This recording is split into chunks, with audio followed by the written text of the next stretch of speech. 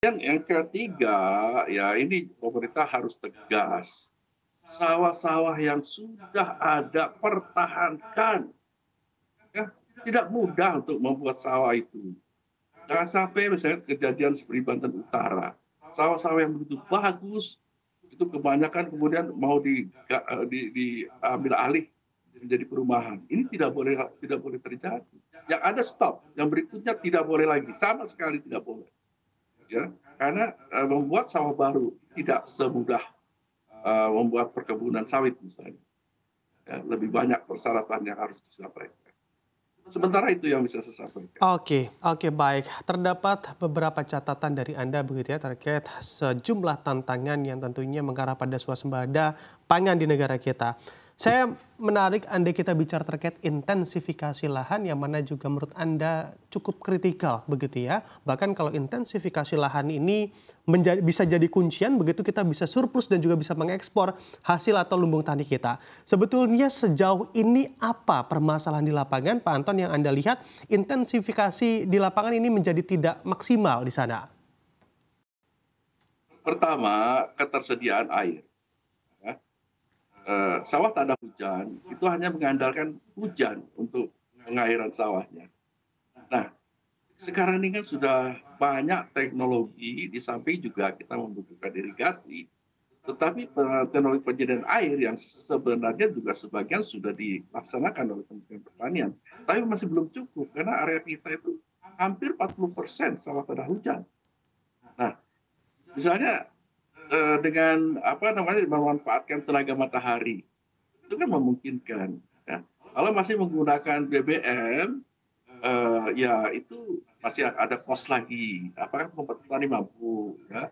Memang investasi awal dan itu memang harus pemerintah ya untuk misalnya tenaga matahari itu harus awalnya harus pemerintah, kemudian nanti pemeliharaan juga sebagian yang terpaksa harus pemerintah juga, terutama dalam penggantian baterai. Tapi selebihnya kan relatif lebih lebih murah pemeliharaannya dibandingkan dengan kalau menggunakan BBM. Yang kedua, ini persoalan pupuk kan sekarang berusaha untuk diatasi, tapi jangan hanya bergantung kepada pupuk anorganik atau pupuk kimia, ya.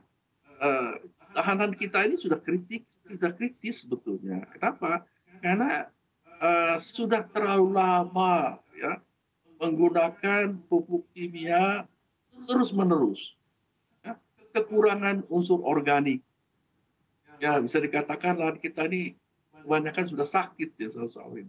Oleh karena itu populerkanlah pupuk organik yang ya disiapkan sendiri oleh petani. Jadi bukan pupuk organik yang kemudian disubsidi oleh pemerintah dan sebagainya. Ini kan juga masih banyak masalah ya. Apa benar itu pupuk organik ya? Atau hanya sekedar tanah saja? Kes-kes ya, penipuan itu juga banyak terjadi ya. Nah, oleh karena itu doronglah petani sendiri untuk bisa membuat pupuk organik sendiri. Sehingga kekurangan apa namanya bisa disinergikan dengan pupuk kimia yang juga memang harus digunakan, tetapi bisa berkurang jumlahnya yang digunakan. Contoh yang sederhana misalnya, bagaimana para petani itu membakar ya jerami ya, setelah panen. Nah ini kan praktek yang sebetulnya sangat merugikan. Kenapa tidak dikembalikan lagi ke tanah? Nah, bantulah petani untuk menyediakan mikroorganismenya ya dalam bentuk biang mikroba untuk yang bisa mengurai para jerami-jerami ini. Kemudian bantu juga misalnya dengan ternak supaya kotorannya juga bisa nanti digabung dengan biomasa yang ada di sekitar petani untuk dibuat pupuk organik. Jadi apa namanya dalam masalah pupuk ini saran saya jangan hanya bertumpu pada pupuk kimia yang sampai sekarang belum bisa teratasi ininya ya apa namanya distribusi dan keadilan di dalam mendapatkan pupuk ya karena memang kan antara produksi dengan pemakaian itu tidak matching.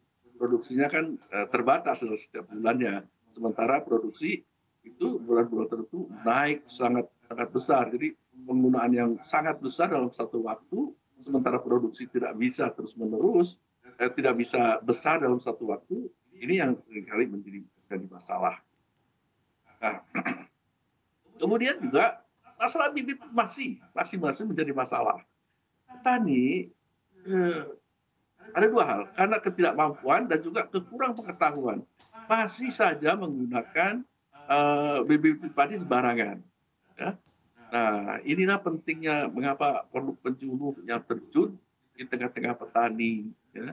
Sehingga, apa namanya, bibit-bibit unggul yang apalagi itu kemudian disubsidi oleh pemerintah, ya.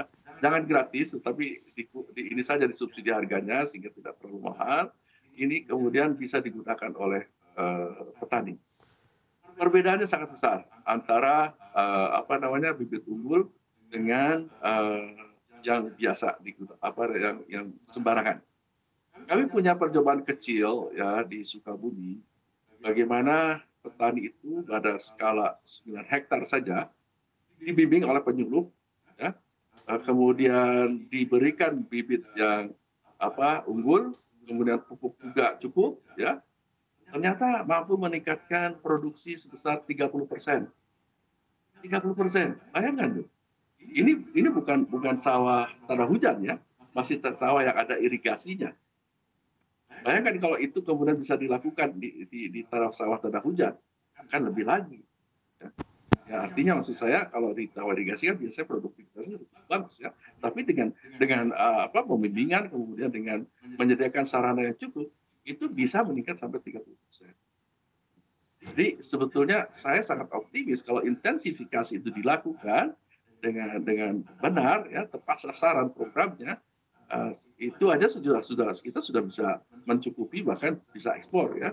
Karena bisa dihitung sendiri misalnya kalau 50% aja dari 4 juta hektar, 2 juta hektar saja kita bisa naikkan IP-nya menjadi 2 ya, dengan, dengan 3 ton per hektar.